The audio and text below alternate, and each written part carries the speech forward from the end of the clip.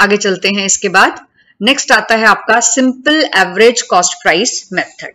Simple average cost price method में अब आप देखिए, जनवरी 1 को आपको दिया हुआ है 500 यूनिट्स हैं 2 रुपीज के 1000, तो मैंने लिख दिया 500 यूनिट्स 2 रुपीज के 1000। देन जनवरी के बाद फरवरी में मैंने इशू किए 400,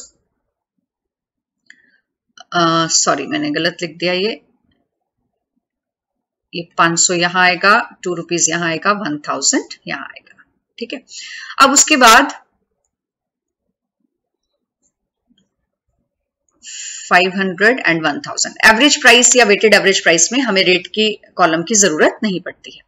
अब इसके बाद जनवरी 1 का जब हमने लिखा, फरवरी 20 को मुझे इशू करने हैं 400, तो मेरे पास एक ही तरह का रेट है, 500 और 1000 2 रुपीज का रेट है, मैं 2 रुपए में इसको इशू कर दूंगी 800। 500 में से 400 चले गए, 100 बच गया, 1000 में से 800 चले गए, मेरे पास कितना बच गया, 200, ठीक है। मार्च में मेरे पास 200 यूनिट आ गए, मार्च में मेरे पास फिर से 200 यूनिट आ गए, 3 रुपए के हिसाब से 600 के।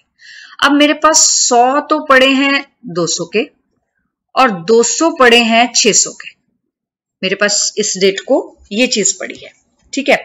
अब जब मेरे पास ये पड़ा है और मुझे इशू करना है कितना, ये मार्च में है, मार्च के बाद अप्रैल, अप्रैल में मुझे 100 इशू करने हैं, अप्रैल, तो अप्रैल में जब मुझे 100 इशू करने हैं तो मैं किस रेट पे करूंगी, मेरे पास 2 रुपए की रेट वाला माल भी है और मेरे पास 3 रुपए वाला भी है, दोनों है ना, तो दोनों है तो दोनों को ऐड करके 2 से डिवाइड कर दो, तो कितना हो गया 5/2, दैट इज इक्वल टू 2.5। तो एवरेज कितनी आ गई 2.5, 2.5 पे इशू कर दो इसको, ये आ गया 250।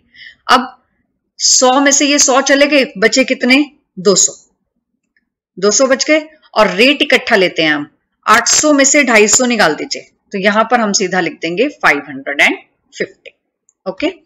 अब अप्रैल के बाद मेरे पास आया मई, मई में मेरे पास 400 यूनिट आ गए 4 रुपए वाले, कितने के हो गए 1600, 200 मेरे पास 550 पड़े हैं और 400 मेरे पास 1600, तो मेरे पास टोटल यहां पर कितने का पड़ा है 2150 का।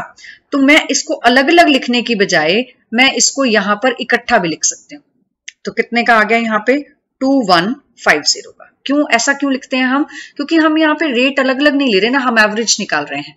तो यहां पर भी जैसे मैंने ये 200 और 600 लिखा, तो बेटर क्या है कि आप इसको 200 और 600 लिखने की बजाय यहां लिखो 800, ठीक है। अब हमने लिखा 2150 का मेरे पास टोटल हो गया। अब 2150 का है और मुझे इशू कितने करने हैं, 400 के बाद मुझे इशू करने हैं जून 12 को 200 यूनिट इशू करने हैं मुझे, तो इशू तो फीफो के हिसाब से ही हो रहे हैं, तो 200 में से 200 इशू हो जाएंगे, लेकिन प्राइस कौन सी आएगी, अब मेरे पास ये 200 जो हैं ये कौन से रेट वाले बचे हुए थे, ये मेरे पास 3 रुपए वाले रेट के बचे हुए थे, और ये 400 किस रेट वाले हैं 4 वाले, तो मेरे पास रेट है 3 + 4 7/2, तो कितना हो गया 3.5, तो मैं इसको इशू कर दूंगी 3.5 पे, तो ये मेरे पास आ गया 700। अब जो मेरे पास बचेगा 200 में से 200 खत्म हो गया, बचा कितना 400, बैलेंस कैसे निकालेंगे 2150 डिवाइडेड बाय 700, तो ये मेरे पास आ गया 1450। सिमिलरली इसको हम आगे कंटिन्यू करेंगे, ठीक है।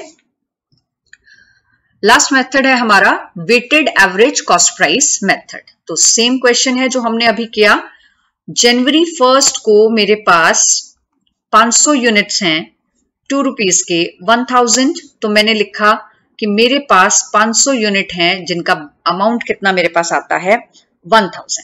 अब जनवरी 1 को 500 यूनिट्स हैं और फरवरी में मैंने इशू करने हैं 400, फरवरी में मैंने इशू कितने करने हैं 400, तो क्योंकि एक ही रेट है, जब वेटेड एवरेज होता है तो मैंने आपको बोला था N1P1 plus N2P2 divided by N1 plus N2, हम यही करते हैं। तो मेरे पास है ही एक, तो मुझे कुछ और करने की जरूरत नहीं है, सीधा 1000/500 किया तो मेरा रेट कितना आ गया 2, तो 400 × 2 800, 500 में से 400 चले गए, बचे कितने 100, और बैलेंस कितना बच गया 200। अब फिर से मेरे पास मार्च में कितने आ गए 200 यूनिट्स आ गए 3 रुपीज के 600, तो यहां पर मुझे लिखना है 100 और 200, वहां पर टोटल कितना आ गया मेरे पास, कितने यूनिट्स आ गए 300 यूनिट्स हो गए वेटेड एवरेज में। तो अब मेरे पास कितने थे, पहले तो हम एवरेज में कैसे लिख रहे थे, 100 अलग लिख रहे थे, 200 अलग लिख रहे थे। अब हम इकट्ठा ही लिख देंगे कि 100 और 200 टोटल कितना हो गया 300, और 200 और 600 कितना हो गया 800। अब मुझे इशू कितने करने हैं, अप्रैल 10 को 100, अप्रैल में मुझे इशू करने हैं 100। अब 100 इशू करने हैं मुझे, तो मेरे पास देखो दो तरह का इसमें है, एक ये वाला और एक ये वाला। 500 में से मैं 400 इशू कर चुकी हूं, मेरे पास बचा कितना है सिर्फ 100। तो N1P1 प्लस N2P2, 100 जो है वो 2 रुपीज के रेट वाला है, तो N1 इंटू P1 2 आया कितना 200, प्लस N2 इंटू P2 जो मेरे पास बैलेंस है 200 गुना 3 कितना आया 600। अब इसमें से मुझे इशू कितने करने हैं 100, तो मेरे पास यहां पर 800 है और यहां पर कितना है 300।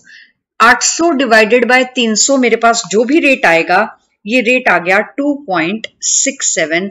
इस रेट से मैं इनको इशू कर दूंगी, ये आ गया 267। ये कैसे आया, जैसे यहां पर मैं आपको निकाल के भी दिखा देती हूं। N1P1 मेरे पास कितना था 100 इंटू 2, ठीक है, प्लस N2P2 कितना था मेरे पास 200 इंटू 3, डिवाइडेड बाय कितना है मेरे पास N1 100 और N2 कितना है 200। तो वही यहां पर ये ऑलरेडी लिखने से यही आ रहा है, तो हमें ये सब एक्सरसाइज करने की जरूरत नहीं है। सीधा जो अमाउंट का बचा और जो क्वांटिटी का बचा उस अमाउंट को क्वांटिटी से डिवाइड करिए and you will get the rate. अब 300 में से 100 माइनस कर दो, बचा कितना 200, और 800 में से 267 माइनस कर दो, बचा कितना आपके पास 533। अब इसी तरह से जब आगे आपके पास आएगा मई में आपके पास कितना आ गया 400 यूनिट आ गए, 4 रुपए वाले 1600। आप टोटल कर दीजिए, 400 और 200 कितना हो गया 600, और 1600 और 533 कितना हो गया 2133। अब जब आप इशू करेंगे यहां से कितने 200 यूनिट, 200 यूनिट जब आपने इशू करने हैं, तो 200 यूनिट जब आप इशू करोगे तो कैसे इशू करोगे 2133 डिवाइडेड बाय 600। तो क्या रेट आ गया आपके पास, इसको डिवाइड करके दैट कम्स टू 3.556711। तो बैलेंस कितना बचा 600 में से 200 माइनस कर दिया, ये आ गया 400 और ये आ गया 1422। And this way you will complete this question.